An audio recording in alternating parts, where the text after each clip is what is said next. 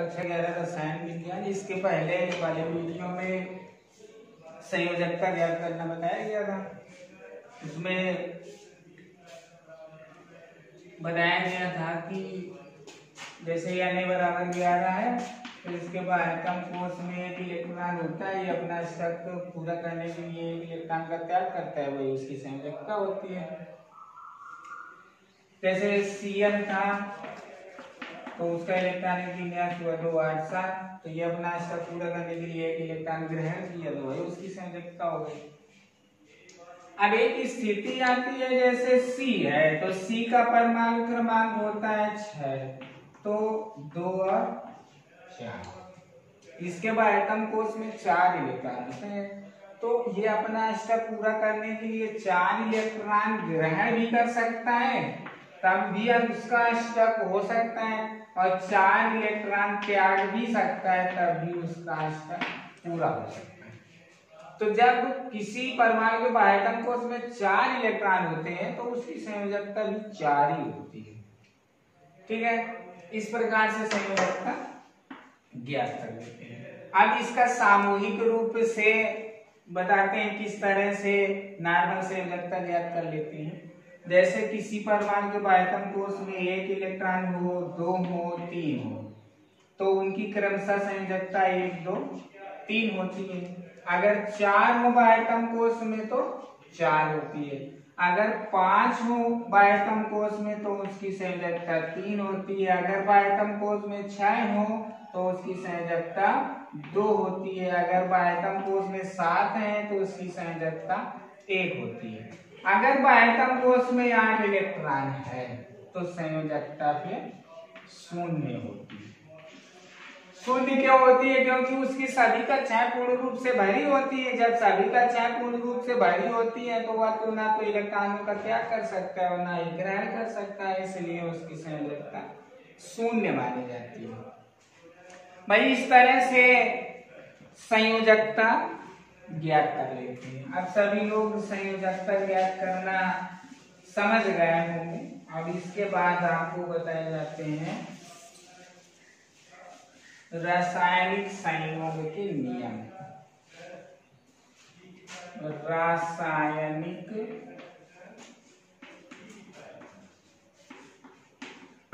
संयोग के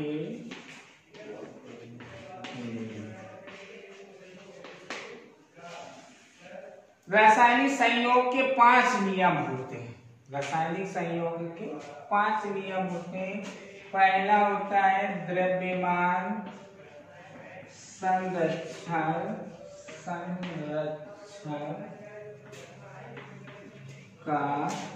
नियम।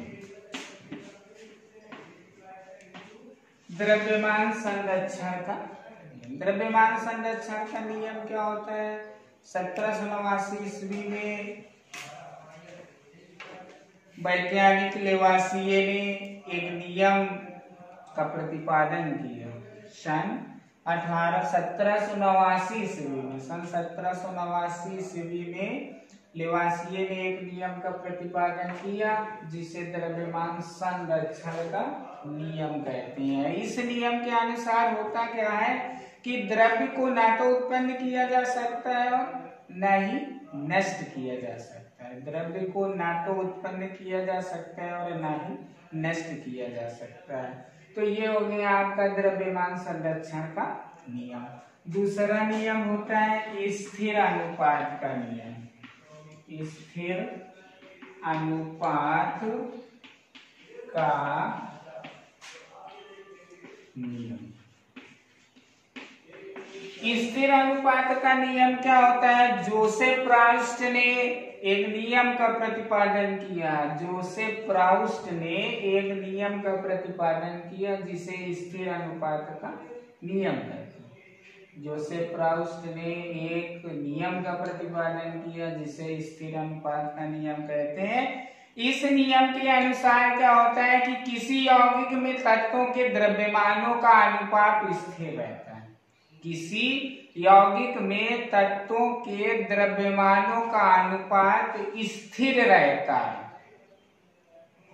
इसका मतलब क्या हुआ जैसे जल है तो जल तालाब से प्राप्त जल हो या नदियों का जल हो या समुद्र का जल हो या किसी अन्य स्रोत से प्राप्त जल हो, उन सभी का फार्मूला H2O होता है और उनका जो द्रव्यमान होता है, जल का द्रव्यमान 18 होता है। जल का द्रव्यमान कितना होता है? 16 ऑक्सीजन का होता है, हाइड्रोजन का 1 होता है, तो इसमें 2 हाइड्रोजन हो गए तो 2 हाइड्रोजन का हो गया तो बराबर 18 हो गया। तो जल का जो द्रव्यमान होता है वो 18 हो गया। तो चाहे जहां से प्राप्त जल हो उस सभी का द्रव्यमान 18 ही होगा। इसे ही कहते हैं स्थिर अनुपात का नियम। अब इसके बाद में आता है आपका गुणित अनुपात का नियम। गुणित अनुपात का नियम सन 1803 ईस्वी में जॉन डाल्टन ने एक नियम का प्रतिपादन किया। सन 1803 ईस्वी में जॉन डाल्टन ने एक नियम का प्रतिपादन किया जिसे गुणित अनुपात का नियम कहते हैं। इस नियम के अनुसार क्या होता है, यदि दो तत्व परस्पर मिलकर एक से अधिक यौगिक बनाए तो एक तत्व के साथ दूसरे तत्व में जुड़ने वाले द्रव्यमान छोटे गुणांकों में होते हैं। यदि दो तत्व परस्पर मिलकर एक से अधिक यौगिक बनाते हैं तो एक तत्व के साथ दूसरे तत्व में जुड़ने वाले द्रव्यमान छोटे गुणांकों में होते हैं। इसे कहते हैं गुणित अनुपात का। इसके बाद भी आता है गैर-लूसायक का नियम। गैर-लूसायक का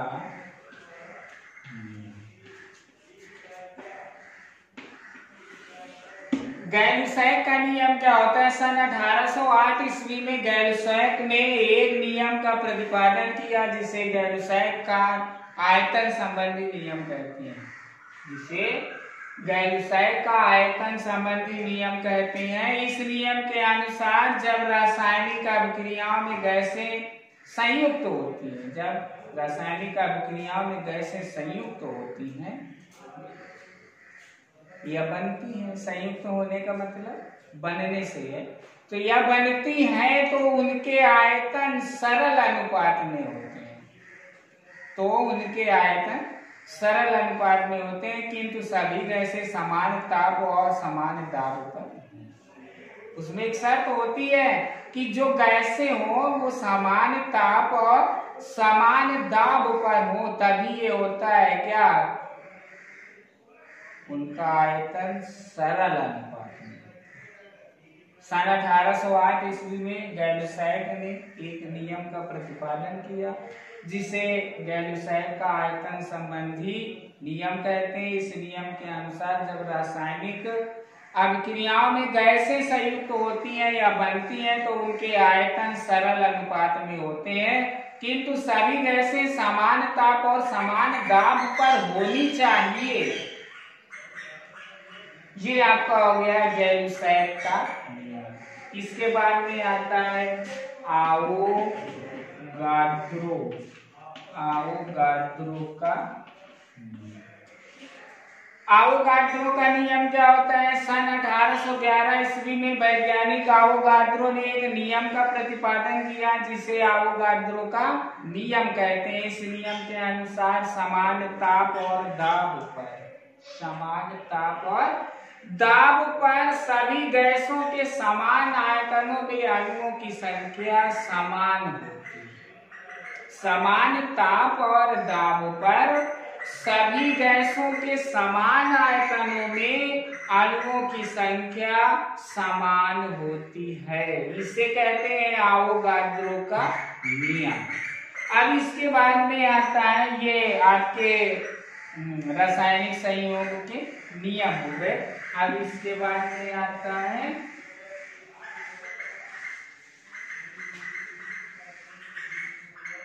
आणविक द्रव्यमान। आणविक द्रव्यमान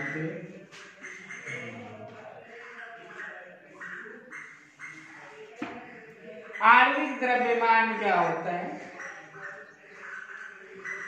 किसी यौगिक में उपस्थित सभी परमाणुओं के द्रव्यमानों का योग। किसी यौगिक में उपस्थित सभी परमाणुओं के द्रव्यमानों के योग को आणविक द्रव्यमान कहते हैं।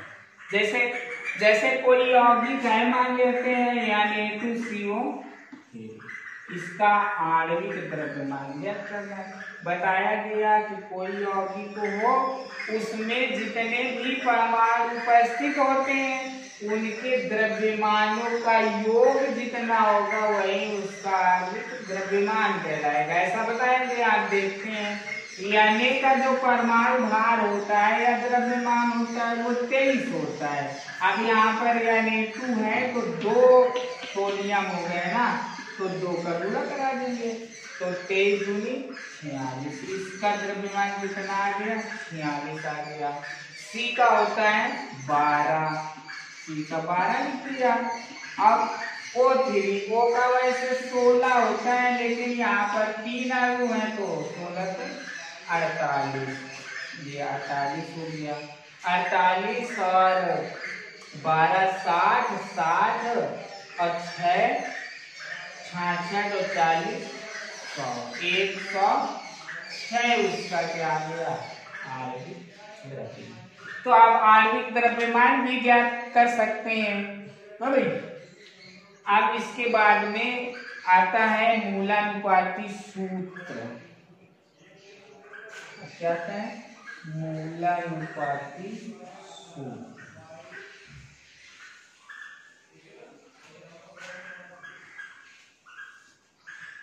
किसी यौगिक का जो सरल सूत्र होता है वही उसका मूलानुपाती सूत्र कहलाता है। किसी यौगिक का सरल सूत्र मूलानुपाती सूत्र कहलाता है।